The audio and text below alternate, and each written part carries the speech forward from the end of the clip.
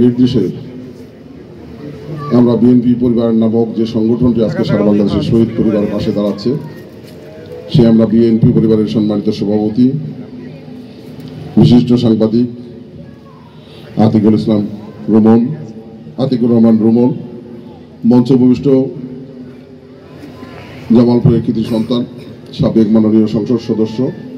BNP জাতীয় নির্বাহী কমিটির সম্মানিত কোষাধ্যক্ষ, জামালপুর জেলা বিএনপি সাবেক সম্মানিত সভাপতি এম রশিদুজ্জামান মিল্লাত, বিএনপির জাতীয় নির্বাহী কমিটির জলবায়ু পরিবর্তন বিষয়ক সহ সম্পাদক, 90-এর স্বৈরাচার বিরোধী আন্দোলনে রাজপথের সাবেক সফল ছাত্র নেতা জনাব মোস্তাফিজুর বাবুল,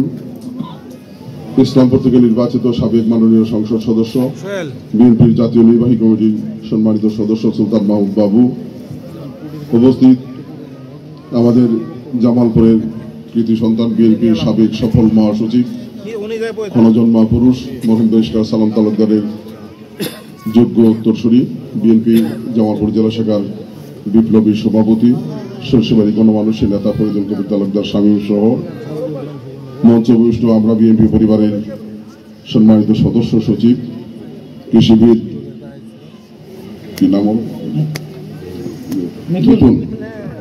কৃষিবিদ মিথুন সহ অন্যান্য সদস্যবৃন্দ, এখানে উপস্থিত যাদের উদ্দেশ্যে আজকের এই আয়োজন, জামালপুরে 17টি পরিবারের সদস্য সেই আন্দোলনে শহীদ হয়েছেন, সেই শহীদ পরিবারের সম্মানিত সদস্যবৃন্দ, বিএনপি জামালপুর জেলা শাখা এবং বিভিন্ন উপজেলা পৌর শাখা বিভিন্ন অঙ্গ সহযোগী সংগঠনের সম্মানিত নেতৃবৃন্দ,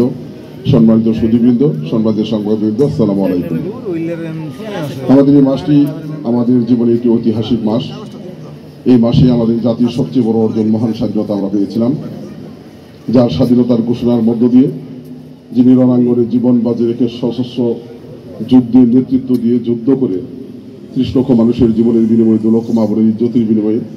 এই জাতির সবচেয়ে বড় অর্জন মহান স্বাধীনতা আমাদেরকে উপহার দিয়েছিলেন। জাতির বীর সন্তান বীর মুক্তিযোদ্ধা শহীদ জনন বীরোত্তম সহ সেই বীর শহীদ সকল বীর শহীদের আত্মার প্রতি শ্রদ্ধা নিবেদন করছি, যাদের ইজ্জতের বিনিময়ে আমরা এই স্বাধীন বাংলাদেশ পেয়েছিলাম।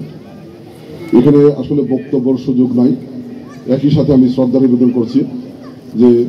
স্বাধীনতার মূল মন্ত্র গণতন্ত্র পুনরুদ্ধার আন্দোলনে এই স্বাধীন বাংলাদেশের বিগত সময় যারা বিভিন্ন সময় আত্মহত্যা দিয়েছেন সকল শহীদের প্রতি আপনার শ্রদ্ধা নিবেদন করছি। বিশেষ করে গত 17 বছরে আমাদের সাবেক মাননীয় সংসদ সদস্য M Ilias Ali, Dhaka city corporation নির্বাচিত কমিশনার চৌধুরী আলম সহ আমাদের 4,500 নেতাকর্মী হত্যা গুম খুনের শিকার হয়েছে। আমি তাদের প্রতি শ্রদ্ধা নিবেদন করছি এই আন্দোলনের সর্বশেষ পর্যায়ে বৈষম্য বিরোধী ছাত্র আন্দোলনে সেই যারা শহীদ হয়েছেন, বিশেষ করে আমাদের জামালপুরের গর্বিত সন্তান সাকাব আক্তার সদ্য সহ সকল শহীদের আত্মার প্রতি শ্রদ্ধা নিবেদন করছি, তাদের পরিবারের প্রতি সমবেদনা জ্ঞাপন করছি। আমি বিস্তর বক্তৃতায় যাব না, এখানে মোস্তাফিজ বাবুল ভাই, শামীম ভাই সহ কথা